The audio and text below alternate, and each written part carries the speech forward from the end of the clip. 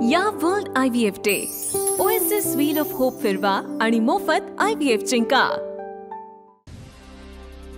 सांगलीच्या कृष्णा नदीची पाणी पातळी 42 फुटांवर, शहरातील अनेक भागात पाणी। ड्रोनच्या माध्यमातून कृष्णा नदीच्या पुराची दृश्य समोर। इचलकरंजीत पंचगंगा नदीची पाण्याची पातळी 69 फुटांवर, कटकी गल्ली आणि शेळके गल्लीमध्ये पुराचं पाणी। 12 कुटुंब स्थलांतरित, 45 जनावरं छावणीत। नाशिकमधील गोदावरी नदीची पाणी पातळी हळूहळू पूर्वपदावर, गंगापूर धरणातून पाण्याचा विसर्ग कमी। सध्या गोदावरीची पाणी पातळी दुतोंड्या मारुतीच्या पायापर्यंत। जळगावच्या 40 गावातील डोंगरी नदीवरील 2 धरणं ओव्हरफ्लो। वैठाणनंतर कोदगाव धरण 100% भरलं। कोदगाव धरणातून मुदखेड धरणात विसर्ग सुरू। नाशिकच्या नांदूर मध्यमेश्वर धरणातून 45,766 क्युसेकनं पाण्याचा विसर्ग। गोदाघाट परिसरातील गावांना सतर्कतेचा इशारा। नाशिक जिल्ह्यात पावसाचा जोर ओसरला। भुसावळच्या हातनूर धरणाचे 10 दरवाजे पूर्णपणे उघडले। विदर्भात पावसाचा जोर कायम असल्यानं धरणाच्या पाणलोट क्षेत्रात पाण्याची आवक कायम। नदीकाठच्या गावांना सतर्कतेचा इशारा। नाशिकमध्ये गंगापूर धरणातून होणारा पाण्याचा विसर्ग कमी। मुसळधार पावसामुळे वाढवला होता विसर्ग। 8 दिवसांनंतर अमरावती शहरासह ग्रामीण भागात पावसाची उघडीप। सतत पडलेल्या पावसामुळे जिल्ह्यात शेतीचं प्रचंड नुकसान। मात्र पावसामुळे जिल्ह्यातील धरणांमध्ये पाणीसाठा वाढला। बुलढाणा जिल्ह्यातील मेहकर तालुक्यात तिसऱ्यांदा अतिवृष्टी। एकाच दिवसात 78,000 हेक्टर क्षेत्रावरील पिकं नष्ट। नुकसानीचा आकडा आणखी वाढण्याची शक्यता। बुलढाणा जिल्ह्यातील चिखलीत 70% क्षेत्रावरील पिकांचं नुकसान। एकटे चिखली तालुक्यात 63,000 हेक्टर भागाला अतिवृष्टीचा फटका। लातूर जिल्ह्यातील चाकूर तालुक्यात सोयाबीन पिकावर मोठ्या प्रमाणात किडीचा प्रादुर्भाव। फवारणी करूनही किडीचा प्रादुर्भाव आटोक्यात येत नसल्यानं शेतकरी अडचणीत। बीडच्या परळीत अतिवृष्टीमुळे कापूस पिकाचं मोठं नुकसान। नागपिंपरीतील शेतकरी देविदास मुंडे यांच्या कापसाच्या शेतीचं नुकसान। 2 एकरातील पीक पाण्याखाली। बीड जिल्ह्यात अतिवृष्टीमुळे दुबार पेरणी करूनही शेतकऱ्याच्या स्वप्नांची माती।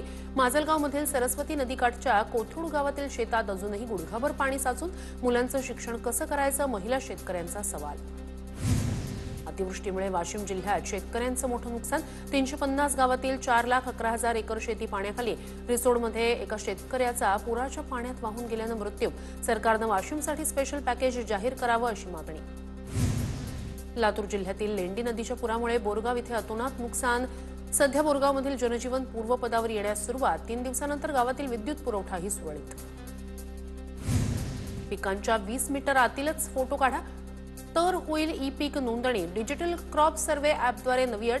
आतापर्यंत राज्यात 9 लाख हेक्टर पिकांची नोंद। गोंदियाच्या मोरगाव अर्जुनी तालुक्यातील तिडका इथे तलावाची भिंत फुटली। शेतीचं नुकसान झालं नसलं तरी तलावातील पाणी वाहून गेल्यानं सिंचनाचा प्रश्न ऐरणीवर।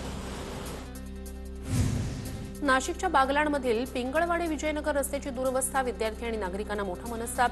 निवेदनं देऊनही निधी देत नसल्यानं स्थानिक नाराज। लातूरच्या मन्याड नदीच्या पुलावरून गावकऱ्यांचा जीवघेणा प्रवास सुरू। पुराच्या पाण्यात पूल वाहून गेल्यानं जीव धोक्यात घालून प्रवास। शेणकूड, खंडाळी, सुंभाणा गावांना पूल नसल्यानं त्रास। छत्रपती संभाजीनगरमधील खड्ड्यांमुळे स्मार्ट सिटी बस बंद पडली। बस खड्ड्यात जोरात आदळल्यानं बसचं चाक तुटलं। जागेवर बसची दुरुस्ती शक्य नसल्यानं क्रेनच्या सहाय्यानं बस बाजूला करण्याची वेळ। यवतमाळच्या दिग्रस तालुक्यातील डोळंबा ते वडगाव पांदण रस्ता 12 वर्षांपासून रखडलेला। रस्त्याचं काम रखडल्यानं प्रचंड दुरवस्था। परिसरातील शेतकऱ्यांची गैरसोय। नाशिक ते छत्रपती संभाजीनगर रस्त्याची चाळण। पिंपळ रामाचे ते एरंडगाव दरम्यान रस्त्याची बिकट अवस्था। वाहन चालकांनी वाहनं चालवताना त्यांना करावी लागते कसरत। रस्त्यांची कामं त्वरित करण्याची स्थानिकांची मागणी। पुण्यातील भोर वरंधा घाटात दरड कोसळल्यानंतर भोरचे प्रांताधिकारी डॉक्टर विकास खरात यांनी घाटाची केली पाहणी। प्रशासनाकडून 30 सप्टेंबरपर्यंत अवजड वाहनांसाठी वरंधा घाट बंद ठेवण्यात आला। TV9 मराठीच्या बातमीनंतर नंदुरबारच्या अक्कलकुवा तालुक्यातील विद्यार्थ्यांचा जीवघेणा प्रवास थांबला। केलखाडीच्या विद्यार्थ्यांचा झाडाच्या फांदीवरून शाळेत जात असतानाची बातमी समोर आल्यानंतर मुख्यमंत्री आणि जिल्हा प्रशासनाकडून साकव पुलाची उभारणी।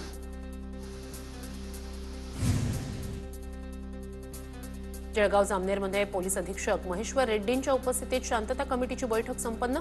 बैठकीत गणेश मंडळांतर्फे गणेशोत्सवातील विविध समस्या प्रशासनासमोर मांडण्यात आल्या। वर्ध्यात राष्ट्रीय आरोग्य अभियान कंत्राटी अधिकारी कर्मचाऱ्यांचं आंदोलन, बैलजोडीची पूजा करत आंदोलन, समायोजनासह विविध मागण्यांसाठी कर्मचाऱ्यांचा बेमुदत संप कायम। या world IVF day OSS wheel of hope फिरवा आणि मोफत IVF जिंका।